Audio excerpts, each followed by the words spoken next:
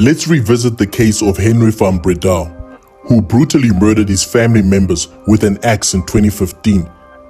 Let's dive into the background and motive behind this heinous crime. Henri's attack on his family was calculated and a personal act of violence. The motive appears to be rooted in deep-seated resentment towards his family, specifically his father and brother, whom he felt had undermined him.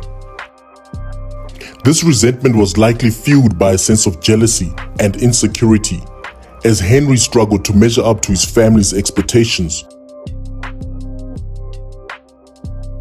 From a psychological perspective, Henri's behavior is consistent with an individual who has narcissistic personality disorder.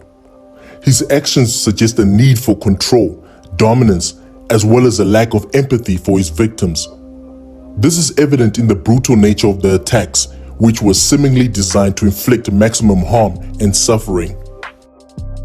Furthermore, Henri's attempts to manipulate the investigation by inflicting self-harm and creating a false narrative suggest a high level of cunning and deception. This is consistent with an individual who has antisocial tendencies and is willing to do whatever it takes to achieve their goals. It's also worth noting that Henri's behavior is consistent with someone who has experienced a sense of emotional numbness or detachment, and his somewhat inability to understand the gravity of his crimes.